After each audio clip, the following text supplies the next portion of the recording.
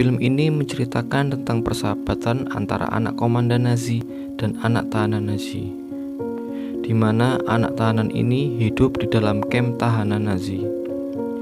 Tak usah berlama-lama lagi, kita mulai alur ceritanya. Cerita dimulai dari seorang anak komandan Nazi yang bernama Bruno. Saat itu Bruno pulang dari sekolahnya bersama teman-temannya. Saat Bruno tiba di rumah, ibu Bruno dan kakak perempuannya yang bernama Gretel mengatakan jika nanti malam akan ada acara pesta di rumahnya untuk memperingati kenaikan jabatan ayah Bruno. Ayah Bruno merupakan komandan tentara Nazi yang sangat disegani di kota itu. Tapi ayah Bruno menjelaskan bahwa dirinya akan dipindah tugaskan ke tempat yang baru.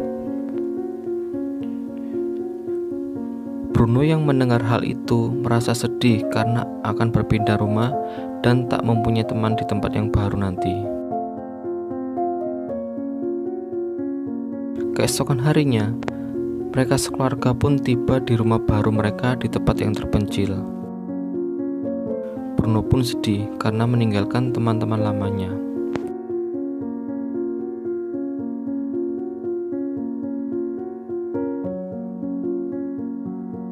Saat di rumah baru, Bruno pun mengintip di sela-sela jendela rumahnya dan melihat sebuah pemukiman di dekat rumahnya. Kemudian Bruno meminta izin kepada ibunya untuk bermain di pemukiman dekat rumah itu. Tapi Bruno merasakan ada yang aneh. Karena di pemukiman itu dia melihat semua orang di sana memakai baju yang sama. Kemudian ada seorang bapak tua yang membawa sayur juga memakai baju yang sama seperti orang-orang yang ada di pemukiman itu.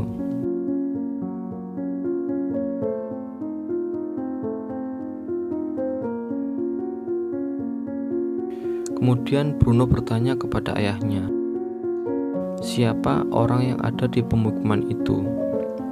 Tapi ayahnya tak mau menjawab dan merahasiakan tentang pemukiman itu. Kemudian ibu Bruno datang dan mengajak Bruno pergi dari ruang ayahnya.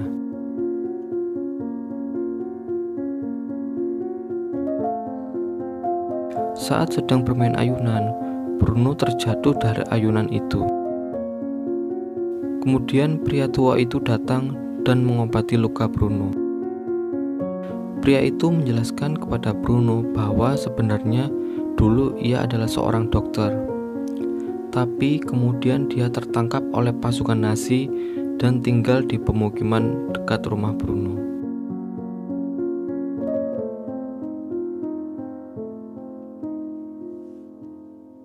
Ibu Bruno pun datang dan mengucapkan terima kasih kepada bapak tua itu.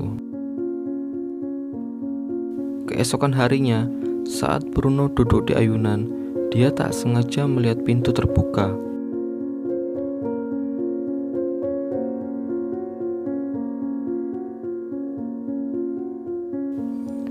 Karena rasa penasaran Bruno, kemudian dia menuju ke pintu itu dan keluar melalui sebuah jendela.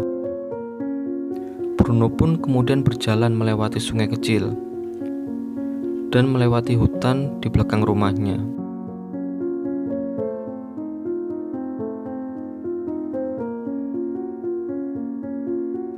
Akhirnya Bruno pun sampai di pemukiman itu.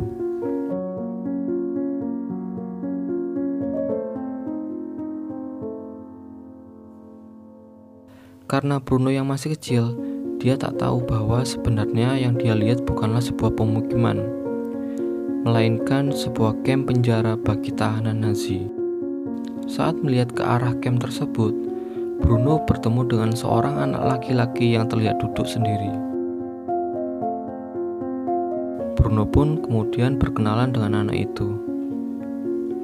Anak itu bernama Samuel.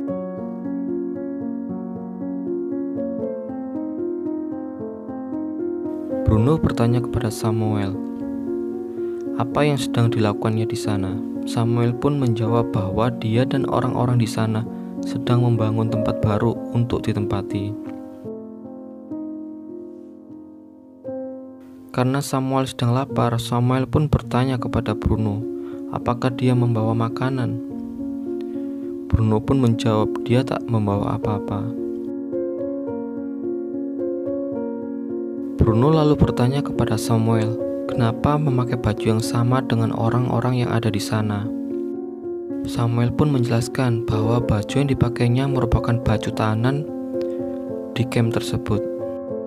Bruno bertanya kepada Samuel, apa yang mereka bakar di cerobong asap itu? Karena baunya sangat menyengat. Tapi Samuel tak tahu apa yang sebenarnya dibakar di sana. Bruno pun bertanya kepada Samuel, apa fungsi pagar itu? Kemudian Samuel pun berkata bahwa pagar itu berfungsi agar para tahanan yang ada di camp tersebut tak dapat keluar dari sana. Tak lama kemudian Bruno pun berpamitan kepada Samuel dan berjanji akan datang lagi keesokan harinya. Di sini yang lain, ibu Bruno baru datang dan melihat sebuah asap. Dari asap itu memunculkan bau yang tidak sedap. Ibu Bruno pun bertanya kepada suaminya tentang asap itu. Namun, ayah Bruno diam dan merahasiakan tentang asap dari cerobong yang ada di kamp tahanan. Tapi, karena ibu Bruno memaksa, akhirnya ayah Bruno menjelaskan bahwa asap itu adalah asap dari pembakaran para tahanan yang ada di camp dekat rumahnya. Ibu Bruno pun sangat sedih mengetahui hal itu. Tapi ayah Bruno menjelaskan bahwa itu merupakan tugasnya sebagai komandan tentara di negaranya untuk menghukum para tahanan. Keesokan harinya, Bruno tak sengaja melihat Samuel berada di rumahnya, sedang membersihkan gelas-gelas di meja. Bruno berkata kepada Samuel bahwa mereka akan sulit untuk berteman, karena bangsa mereka ditakdirkan untuk saling bermusuhan. Kemudian Bruno memberikan sedikit kue kepada Samuel. Samuel yang sangat lapar langsung segera ingin menghabiskan kue itu. Namun tiba-tiba ada tentara yang melihat Samuel sedang makan kue. Kemudian tentara itu langsung mengambil kue itu dan menuduh Samuel mencuri kue yang ada di rumah itu. Namun Samuel berkata bahwa kue itu adalah pemberian dari Bruno. Karena Bruno yang takut kepada ayahnya, Bruno pun berbohong bahwa bukan dia yang memberikan kue itu. Setelah kejadian itu, Bruno pun merasa bersalah karena sudah berbohong.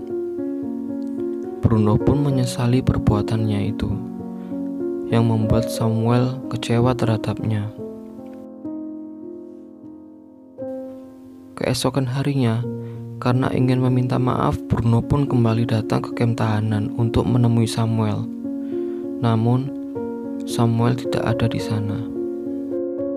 Bruno merasa setelah dia berbohong, Samuel tidak mau berteman dengan dia lagi. Saat di rumah, Bruno dipanggil oleh ayahnya yang ingin Bruno dan kakaknya pindah ke tempat lain agar tidak terlalu dekat dengan kamp tahanan.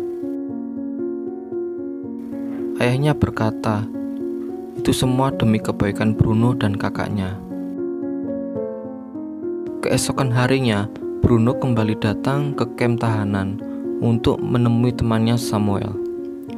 Di sini terlihat wajah Samuel yang sudah babak belur karena dituduh mengambil kue kemarin. Bruno yang merasa bersalah atas kejadian itu kemudian meminta maaf kepada Samuel. Dan akhirnya mereka berdua kembali berteman.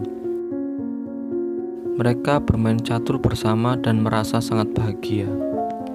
Keesokan harinya, Bruno datang lagi menemui Samuel. Bruno menceritakan kepada Samuel bahwa dia akan pindah ke tempat lain bersama keluarganya. dan mungkin mereka tak akan bisa bertemu lagi. Samuel pun terlihat sangat sedih karena akan kehilangan teman baiknya Bruno. Samuel bercerita kepada Bruno bahwa sejak kemarin tak dapat menemukan ayahnya, dan sampai siang itu juga ayahnya masih belum kembali. Kemudian Bruno berinisiatif untuk membantu Samuel menemukan ayahnya. Selepas pulang sekolah, Bruno langsung datang ke camp dan membawa skop agar bisa masuk ke dalam camp tahanan. Kemudian Samuel menemui Bruno dan membawa baju tahanan. Baju tahanan itu untuk dipakai Bruno di dalam camp tahanan agar terlihat sama dengan penghuni camp tahanan yang lain, dan agar tak dicurigai oleh tentara Nazi. Bruno pun langsung menggali tanah dengan skop yang dia bawa, dan akhirnya Bruno bisa masuk ke dalam camp tahanan.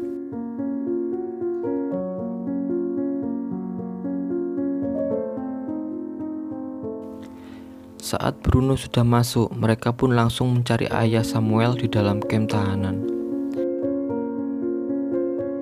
Ketika mereka berdua masuk ke dalam ruang tidur tahanan, tiba-tiba para tentara pun datang dan menyuruh mereka semua keluar menuju sebuah tempat. Bruno dan Samuel pun yang tak tahu apa-apa ikut berjalan menuju sebuah tempat itu sesuai arahan dari penjaga. Di tempat lain, ibu Bruno melihat ayunan yang tak ada Bruno di sana.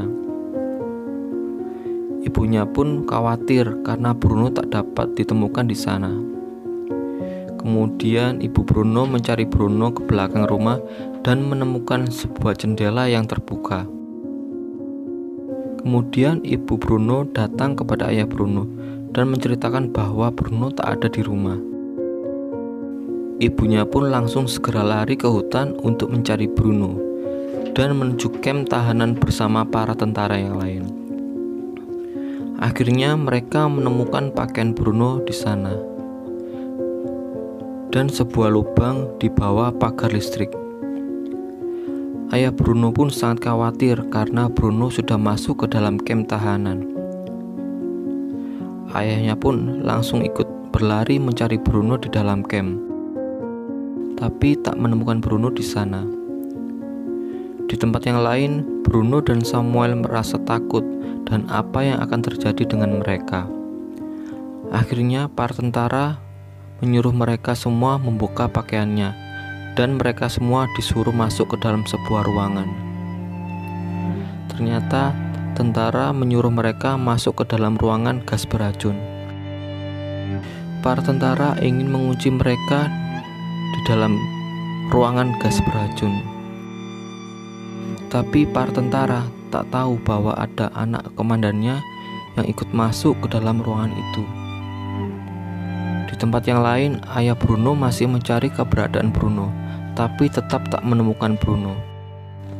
Ibunya pun yang mengetahui suaminya tak menemukan keberadaan Bruno pun menangis, karena mereka merasa kalau Bruno sudah masuk di dalam ruangan gas beracun, yang artinya Bruno pun sudah dipastikan meninggal dunia di dalam ruangan gas beracun.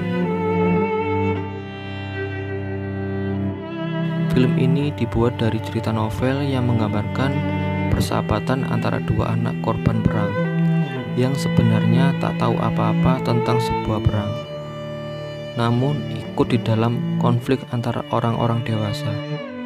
Terima kasih telah menonton alur cerita film ini. Semoga kalian semua sehat dan tidak ada lagi anak-anak yang menjadi korban perang.